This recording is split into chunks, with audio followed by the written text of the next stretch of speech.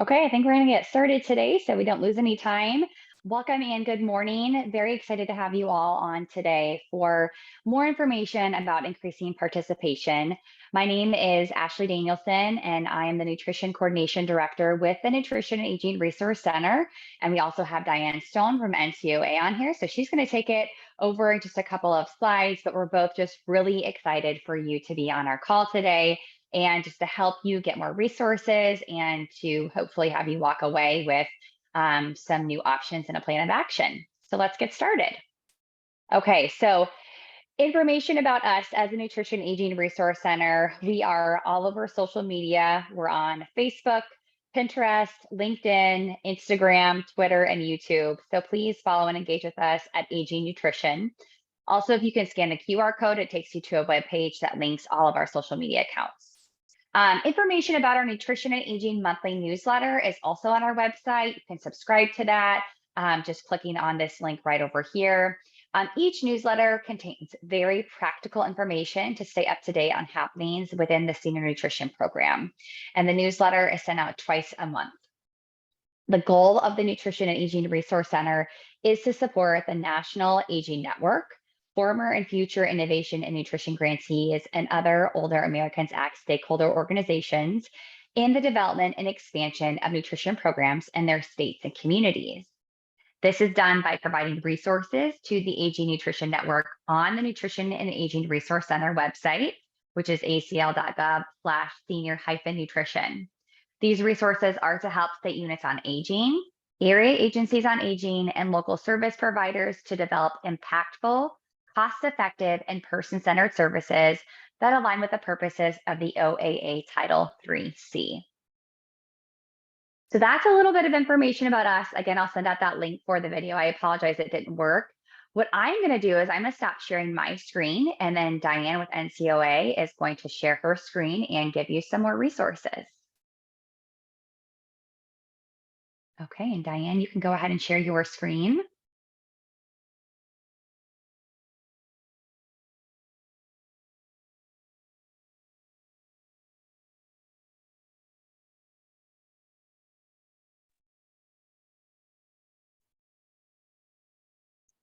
There we go. Thank you very much, Ashley. I apologize for the little glitchiness in transition, but we've all been doing Zoom for quite a while now, so you understand how that works. I'm happy to be here, always happy to work with our sister resource center in reaching people. NCOA, hopefully people are a little bit familiar with the National Council on Aging. We have a mission to improve lives, especially of those who are suffering. And really, we believe that aging with dignity should not be a stroke of luck. Some of the impact that NCOA has had over the last year, and we actually measure how we improve lives by a lot of different metrics. The one of these that I'm most happy with is middle center at the bottom, that we've enrolled 2,300 senior centers as affiliates of our National Institute of Senior Centers. Some of the roles that NCOA has with senior centers, really leadership. NCOA has been the voice of senior centers for more than 50 years, and a lot of that is through our National Institute of Senior Centers, which is the largest and really the only membership organization dedicated specifically to senior centers. We also, as I mentioned, have a Modernizing Senior Centers Resource Center, and that is an ACL-funded senior resource center. And we pilot innovation. So we work with corporations and other organizations to connect things to older adults through the Senior Center Network to deliver and develop innovative programs. The National Institute of Senior Centers has been around, and I'm going to jump right to the next slide because there's a QR code on there. It is a membership organization, been around for about 50 years. I myself have been in this field for almost 25 years and have been a member for half of NISC's lifetime. It is free to join and gives you access to the benefits. So if you are a senior center, or if you're affiliated with a senior center and want to share this with them, we welcome that. We're very proud that we now have senior center affiliates in every state, at least one in every state. And we have about 2,300 senior center affiliate members nationwide. So a little bit about senior centers, and people are familiar with them, but a lot of times not the full breadth of them. And this is an adage we've been saying for years. If you've seen one senior center, you've seen one senior center. Entirely appropriate, because senior centers are local responses. They should reflect their communities. Senior centers, we talk about modernizing. They've been modernizing for over 80 years, beginning with these towns and clubs that originated in the 20s, that were social clubs or advocacy clubs to push for what became Social Security through being recreation centers, traditional centers. Older Americans Act created multi-purpose senior centers at the same time as the nutrition program. And it moves on to today's senior centers. And a little bit about why senior centers have to change, the drivers. There's about 11,000 of them, all shapes and sizes. Some of the drivers, and I'm going to go through them: shifting generations, longevity, aging in place, COVID. This generation difference, and I will make these slides available to the Nutrition Resource Center. So when they send out the video, they can send them out. But really understanding that we're seeing different generations and understanding those different generational differences is incredibly important to everything we do in aging services. Because a lot of the things were developed for this greatest generation. And if you look at what they kind of did and enjoyed, it was potlucks, sing-alongs, games. We kind of still see senior centers like that sometimes. Silent generation, not that much different, but they put entitlements and rules around some things. So that's where we get the congregate meals, organized clubs. They valued value, so free classes. But when we move to the boomers, it's a little bit different. There's an interest in high quality program, demonstrated impact, choices in absolutely everything. And it starts to shift that focus on value. And an example of that is senior centers typically would serve, the 10-cent cup of coffee from a 100-cup urn. Now my coffee of flavor is grande non-fat latte. So choices have changed. And it's really important to understand that if we're looking to modernize and to get more people participating in aging services programs. And we are now just 2 years away from Gen X being eligible for Older Americans Act services. So I'm going to need to update this slide soon. Longevity, the first person to live to 150 has already been born. That is remarkable. It is not me, but that person has been born. And COVID, of course, had a tremendous impact in really accelerating some of the things that were already taking place. Technology was a big one. These actually are all pictures from my phone. I was a senior center director during COVID, and these were my experiences. But senior centers, they're improving lives. That's the mission of all senior centers. They do it in every community. There are more senior centers than Walmart stores. They exist everywhere. They are critical lifelines, especially for people that are hard to reach. They deliver critical programs, access to benefits, health services, peer support. And most importantly, senior centers are in highly social environments. This was something that we struggled with during COVID, but those are these vibrant places where people come to meet other people, to socialize, to be engaged in the community. Some of the things that senior centers do, and again, it's, every senior center is a little bit different. I can tell you what we've noticed since the pandemic is the quickest growing programs, the things that people started coming back to first were those health promotion programs, fitness and wellness, including evidence-based health promotion. But people came back wanting to get healthy, wanting to engage in those programs. So if you're looking for things that are going to increase participation, things that are focused on getting people healthy are probably your best bet. So a little bit about the Modernizing Senior Centers Resource Center. Again, this is something that's a cooperative agreement with the Administration for Community Living. And this, we're now in year 3 of a 3-year cooperative agreement. This is really ACL's and the federal government's first investment in modernizing senior centers or supporting senior centers. So it's something that we're really excited about. And one of the key deliverables of our cooperative agreement was to do an environmental scan. Very little is known about senior centers at large. So really to kind of take a scan and look and see what's happening with senior centers, where the challenges are, where the opportunities are. So we engaged a researcher, Dr. Manoj Pardasani, to do this scan. It turned out to be focus groups with over 300 people from senior center professionals. And Aging experts from outside of senior centers. Some of the things we identified, the challenges of senior centers in general. And if we are going to engage more people, we need to address these challenges. So the population growth and the changing demographics. We don't have homogenous groups of older adults in our communities. This is something Ashley mentioned right at the very beginning. We need to respect and we need to program for diverse populations. We also 3-4 generations of people that can come to senior centers. We really need to look at who we're serving and who we can possibly serve. That's small and limited funding. There is no direct Older Americans Act funding for senior centers. There's service funding that might take place at senior centers, but mostly they're reliant on either municipal government funding and or not-for-profit funding that they can raise on their own. Ageism and stigma, huge issues. The image of senior centers is a huge barrier to engagement at senior centers. There's a lot that we can do. There's a lot we need to do. The whole effort to combat ageism in general is important. Reframing aging is important. Changing the image of senior centers as places where only older people go who are in decline, or where people who have financial needs go. We really need to address that if we're going to increase participation. That unavailable impact data, there's very little research in senior centers to show what the impact of participation is. And we really need that to make a value proposition. The need for new leaders, this is across the board in all fields, but especially in aging, where we're seeing people retiring and we're not necessarily bringing in that new cohort of leaders. And the lack of technology. This was very evident in the pandemic. My personal experience at my senior center, we had absolutely one laptop for the entire center, and we did not have access to any virtual programming. Some of the next steps, and I don't really need to go through that, so how we're translating this into action and how the Resource Center can help.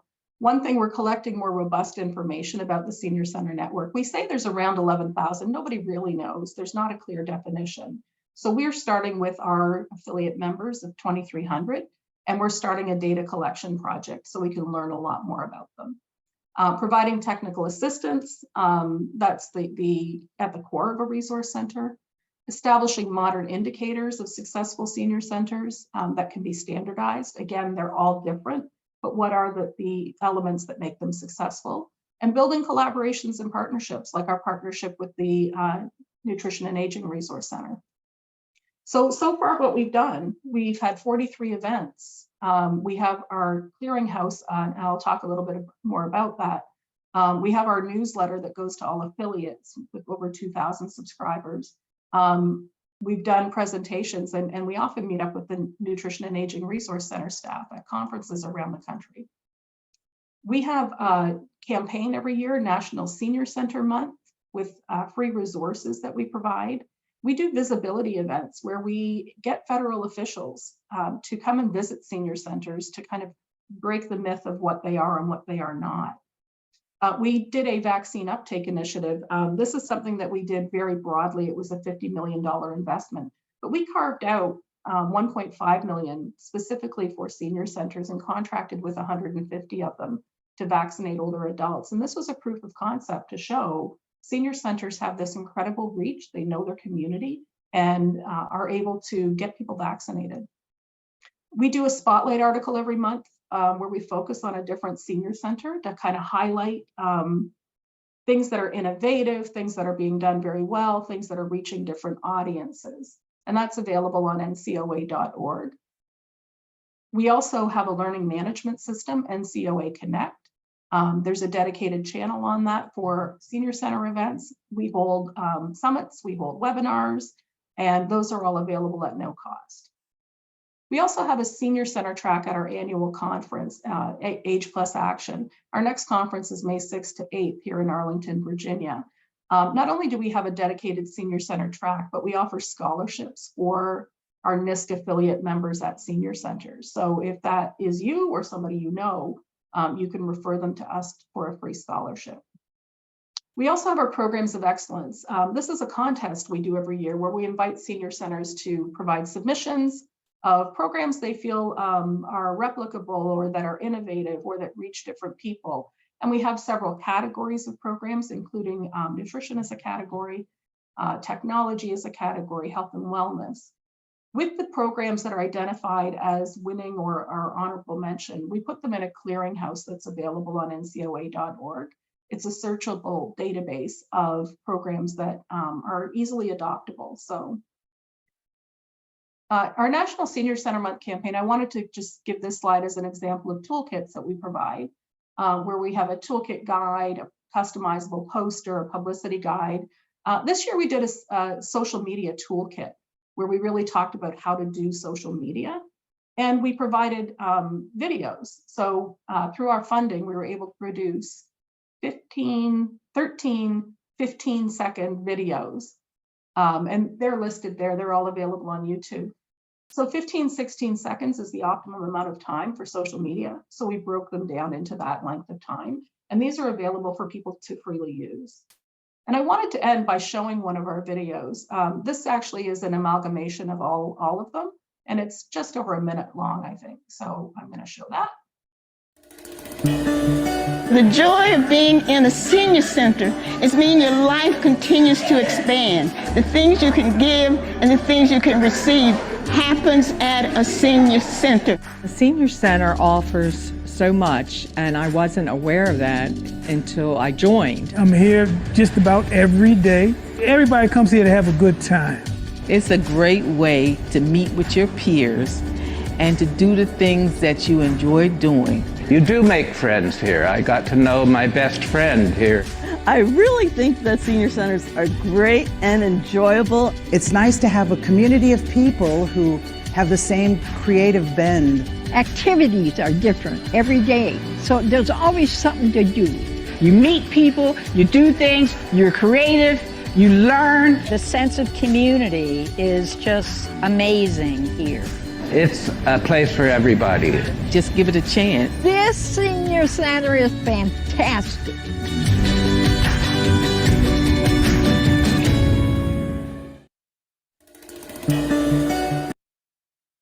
The joy of being in a senior.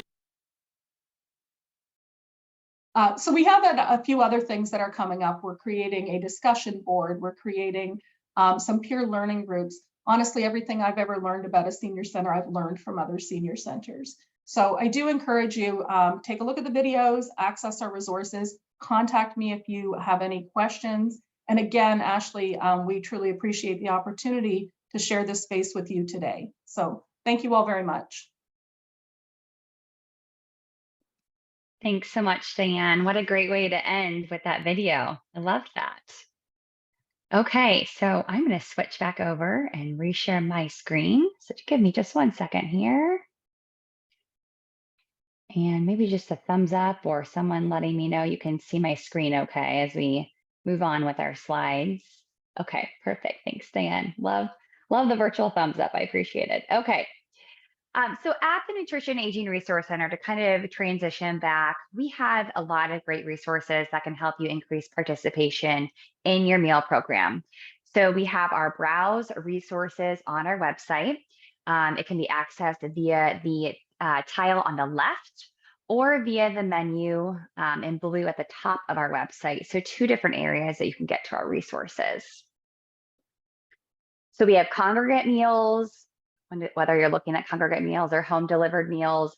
You can also access our creativity and innovation page.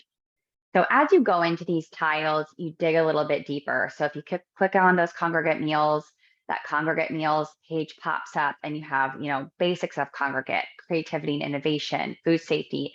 So you just kind of keep digging a little deeper and deeper. Here you will find a variety of resources, everything from briefs, quick guides to presentations, tools, and toolkits. Some examples include meal site environment, institutional or innovative. Within this topic, we have a quick guide, which is seen here, as well as quickeners, a recorded webinar, and a takeaway sheet with information gleaned from participants of that webinar. Additionally, we have resources on related topics such as choice menus, restaurant partnerships, food trucks, and much more. We highly recommend that you take time today to explore the resources available and consider next steps to increase participation within your meal program. Before we take any questions, we just want to share the QR code for our quick online evaluation. It should take at most 2 minutes and provides us with valuable information for an annual report that guides our actions in order to better serve you. We are grateful for any feedback that you can provide. And again, thank you to Diane with NCOA. Again, just having this partnership with other resource centers is really, really exciting. And we love being able to get together and share as much information as possible with you. So again, if you're able to take the survey, quick QR code, we also have time for questions. I'll kind of go through these or the chat box if we see any pop up. Oh, perfect. And Diane put the video with the Senior Center video in the chat box for everybody.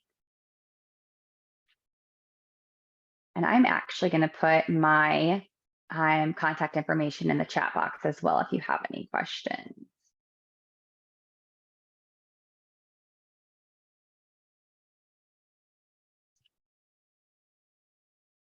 Oops. Wrong email. Don't click on that email. There we go. I think you can raise your hand, ask any questions.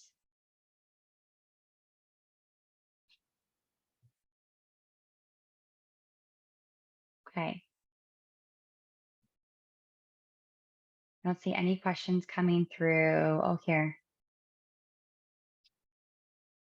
Julie says I'm not seeing. Okay. Perfect. Yes. Thanks, Dan, again for sharing that video.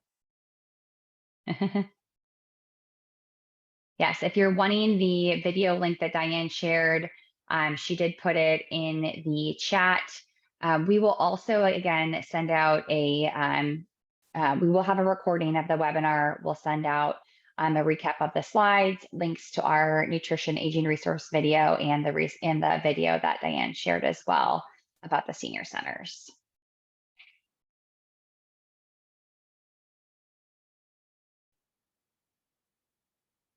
Okay, Heidi is saying she's having trouble with the survey. It did not provide a 2024 option. Okay. Well, you know what I will do? I will double check with our team that it's updated, and then I'll resend it out with the recap of everything. So thank you, Heidi, for letting me know that. Thank you. Okay, I don't see anything else coming through the chat or through the Q&A. So thanks again, everyone, for joining us today. You have a couple of extra minutes for your morning, and we hope to see you in our future webinars and hope you have a great rest of your week. Thank you.